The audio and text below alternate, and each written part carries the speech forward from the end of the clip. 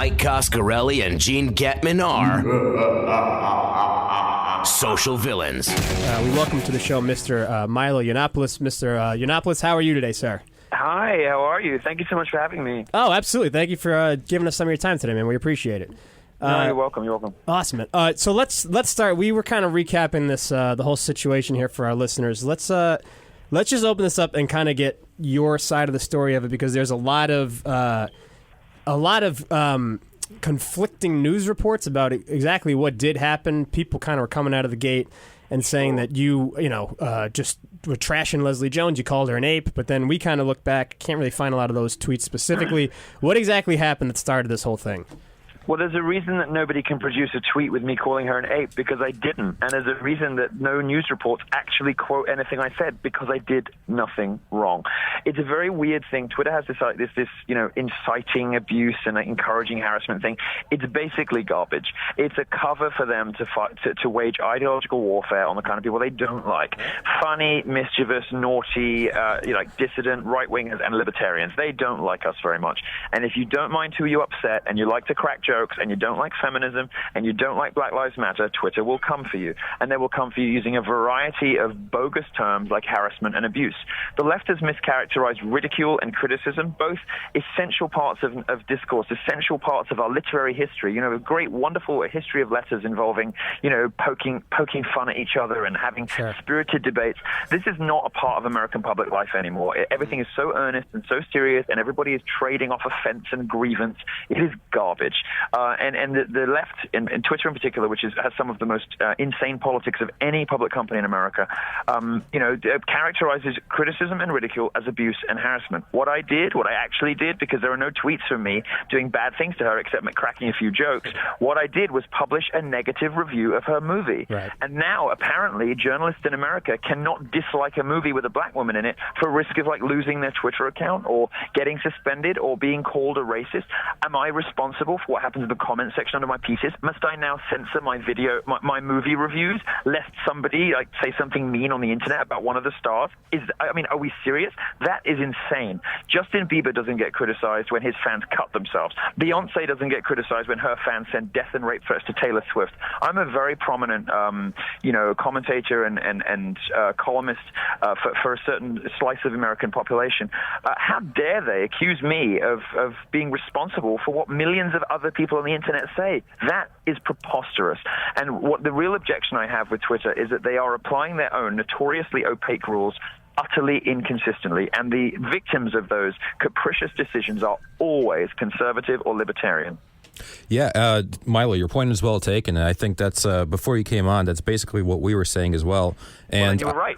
I actually went to go see the movie. I saw Ghostbusters last night because I wanted to pay, I was fine with paying $30 to be informed when I say that movie was a steaming pile of garbage. It was awful. Do you know what upset me about it? It is the first movie that I think I've ever seen that I think was conceived entirely out of spite. Absolutely. Not only out of spite, but out of a political ideology from the top down. And misandry. It's the first movie I think I've ever seen whose stated purpose is simply to hate men. And it's funny actually, because it doesn't do itself a great service if you actually analyze the movie. In the first Ghostbusters, which I've rewatched a couple of times in the last month, such a good film, so wonderful. The bad guys in the first movie weren't the ghosts. The ghosts were adorable. The bad guys in the first movie were the government. Sure. It was the bungling bureaucrats. The inept red tape of the EPA trying to shut down a private sector enterprise that was helping people, turning a profit and doing good. The bad guys in the first movie, which was the ultimate libertarian triumph that goes the original Ghostbusters, were the government. This movie, you have these bungling, thin, mean, sarcastic, bitchy, nasty feminist monsters. All of them ugly as hell, by the way. They're the real ghosts. They just are. They're ugly. They're ugly women. Why are we putting such unappealing people on the television? What happened to mainstream beauty standards? When did we get septum piercings as a desirable? Anyway. See, I think why is that this section, That's the this problem. section you're going down now is why people are going to want to look for a face to apply to all this harassment and someone to dislike. I'm with you when you're talking about. No, what I said about Leslie Jones was to the Wall Street Journal. She looks remarkably like one of my ex-boyfriends. You know, they didn't print it. I'm just saying. And, because she blocked me on Twitter, so I did a screenshot of it and I put, "Ugh, rejected by another black dude." I thought it was funny. I mean, is that cool? It is funny. It is funny. It is what. Don't you think people would listen to you more if you didn't just pick apart people physically? Does that not seem to? Well, wait, but Milo didn't. Let's hear I'm Milo. making a serious point. We have eroded because this sort of lesbianic gender studies departments, all these terrible, miserable, unhappy, older millennial, 35, bitter BuzzFeed, people. Like we have started to marginalize beauty. Look at the covers of magazines. Ugly people, like gender fluidity. You can't even tell whether some of these people are men or women. What happened? This is sick. What happened to American society? Hot people now feel marginalized by mainstream beauty culture. That's insane. Yeah. That's so mad. Well, who I cares? cracked a few jokes. I cracked a few jokes. I mean, who cares, right? But the thing about this movie, and I mean, what could be a better analogy for modern feminism, is you've got these mean, sarcastic, nasty feminist harpies, all of whom are totally physically unappealing, bumbling through this terrible movie, and by the end, you know what happens at the end? I'm going to give a spoiler. I think Gene. Come on, no, Milo. Wait a minute. What is? I think I may have said it We already. may have spoiled it already. I'm worried about the ghost. I'm going to do it because nobody listening to because I can tell your listeners are way too smart to spend money on this movie. So You're going to see it. It's not gonna- One of the hosts spent money on the movie. Actually, wait a minute. Burping in the True story. microphone. After the Let me movie, tell you. I Let got me my tell money you. back. Did you really? I swear to God. Let me tell you, and this is not going to spoil. Listen, I promise this is not going to spoil the movie because it's got nothing really to do with the central plot, but it is interesting. At the end of the movie, what happens to the female Ghostbusters? They become a government department. They all four-way kiss. The mayor's deputy. No, they don't. And in any case, No, they don't. I mean, my God, it wouldn't be so bad if they were hot lesbians, but no. At the end of the movie, they all become a government department. Is there a better analogy for modern feminism than man-hating your way and then man-hating your way through an hour and a half of drivel and then becoming clamped to the public gate? Becoming like this publicly funded, taxpayer-funded little feminist hate squad. That is such a good analogy for modern feminism. I don't even know if the creators of this movie realized what they were doing. This is modern feminism to a T. Scrub men out of the picture, throw Bill Murray out of a window, and then replace men with the government. So- is there a better analogy for modern feminism? I can't think of one. Milo, let me ask you this then. So this whole thing started for the most part more because of how you felt about the movie and not because of how you felt about Leslie then, right? Because it sounds like you have more of an issue with the movie. I don't know who she is. You think I watch Saturday Night Live? I've got better things to do. It sounds like you know who she was. You just referenced what she's on. No, but I mean, no, I know now. Of course I know now. It's the biggest story in America. Of course I know now. But no, I didn't know who she was before this film because, of course, I don't watch garbage like SNL. But I found out who she was when I was writing the review because I do my homework because I care about doing journalism properly. And I found out who she was, and she was unfunny. And you know what? There's another thing that's very important. I'm not the kind of person to get offended really by anything, but if I were a social justice warrior, I would be a little bit ticked off at Leslie Jones' two-dimensional, sticky, 80s sassy black woman routine. Because frankly, every black person I know cringed when they saw that. It was like, really? Do black people really have to be like this? Dumb as a pile of sticks and stereotypical, all this business. Black people don't talk that way, and they are so cringy and embarrassed by her performance in that movie. If I were a social justice warrior, sticking up for the sisterhood and worried about the representation of blacks, I'd be pretty ticked off at her one-note garbage performance in this movie. But Milo, as I said before you came on, that Leslie was probably the weakest actress on that cast, but because she's a stand-up comedian, I thought the other three were very strong actresses. But you have to keep in mind that her character is not her doing. I mean, she's given a job, she's an entertainer, and the role is written for. It's a terrible role. I agree with you completely. No, I mean, you're right. She's the real victim here. She is, of course, the victim here. You know what's happened? Modern feminism has done women such a disservice. She is sitting at home. She is the star, or one of the stars, of a $150 million Hollywood blockbuster. And modern feminism has told her that despite all of her professional success, she's still a victim. And that the most important thing in her life is people saying mean things on the internet. So she's sitting at home with her iPhone, complaining about getting ugly. That's a great point. Do you know what? I'm in public life. You're in public life. Everybody gets nasty comments, right? Everybody gets death threats. Everybody gets rape threats. Not even death and rape threats. Maybe you guys don't get rape threats, but I do. Not yet. Everybody you're so sexy. Everybody gets these mean things. What most people don't do is play the victim and turn it into a kind of currency. I don't think it's me being too much of a conspiracy theorist, wondering if Sony, knowing this movie was tanking, deployed her to play, to play foul. Because what happened when she started playing the victim on the internet? Box office went up. She was on TV shows the next night promoting the movie. Yeah, I mean that is not a far-fetched theory, but I do have one question to play devil's advocate. I mean, okay, you got kicked off of Twitter clearly because you put forth an ideology that is generally not well consumed in this country, but. Well, actually, no, that's not true. Half the public agrees with me. Otherwise, the elections in this country wouldn't be so close. It's just that the media is fair. Sure. Well, in New York, where we are, obviously, it's a little. But as much as you can call it an infringement on free speech, would you agree that Twitter, as a public company, has the right to do whatever they want? Yes, of course. It's such a boring question. I get asked all the time. Come on, guys, come on. Let me ask you. So listen, I'll answer it. I'll answer it because it's important. But listen. Twitter is a private company. It can do what it wants. But the two things are this. One, Twitter totally owns a particular kind of speech in the public square. It has a complete monopoly on a certain slice of speech and on certain kinds of speech. And the late founder of Reddit, Aaron Swartz, said there is a First Amendment dimension to that. Second of all, they're lying to their users. Twitter has the option of making itself a progressive social network if it wants to, but it has to be honest with users about what it's doing.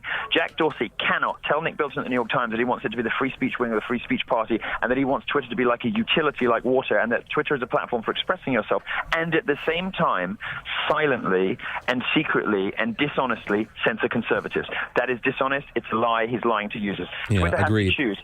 Either they can cleave to First Amendment principles, which are just good business, because every social network that gives up on First Amendment principles goes down very soon afterwards. It's just good business, but he doesn't have to listen to me. He could turn it into a social justice network if he wants to, which is what he's doing, but he's got to be honest with users about it. Twitter has to come out and say, do you know what?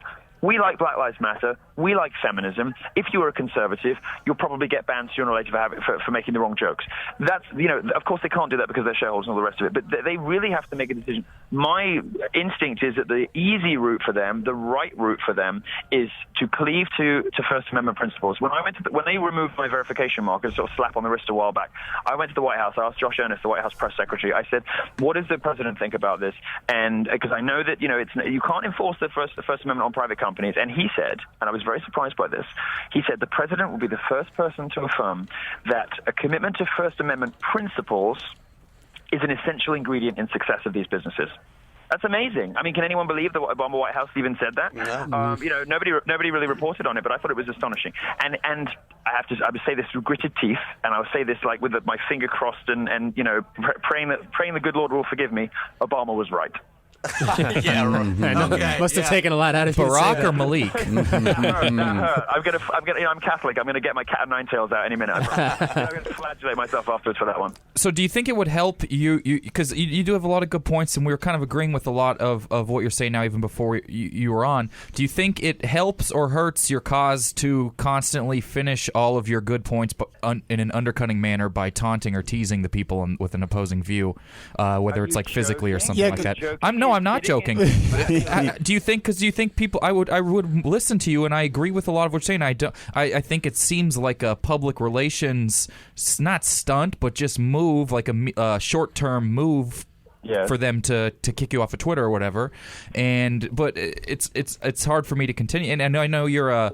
I'll answer your first question because your first question was more interesting. I'm sorry, I just have all these Twitter followers I have to respond to right now. Do you know what it is? I'm going to start giving my interviewers marks out of 10. I'm keeping a list of people who are allowed to interview me again, and so far you are on the list, so don't worry. Wonderful. So no. Your first question was more interesting. Do I think it's helpful? Do I think it's constructive? Yes, of course. There's no fun in American public life anymore, and I'm fun. Yes. I laugh and I joke, and it's not going to be to everyone's taste, and that's fine. Just go look somewhere else. Watch a different news program, read a different publication, follow different Twitter accounts. It's not going to be to everyone's taste. What happened to American society to you, like everybody feels this urge to be nice and to be palatable and to be family friendly and to be like, safe for work, and everybody's got to be likable and lovely and everyone's got to appeal to everyone. No, screw that. Some people are not going to like me. I'm rude and bitchy and catty. When did it suddenly start being surprising that gay men were bitches? Give me a break. No, and not everybody is going to like me. Not everybody is going to enjoy this comedy. But frankly, screw them. I want to know why you were so worried about people being hot. Because it sounds like the narrative you're putting forth is that all this trouble started with your review, which doesn't sound like the truth. It sounds like it was because you're worried about everyone being hot for some reason, and then you started attacking people physically.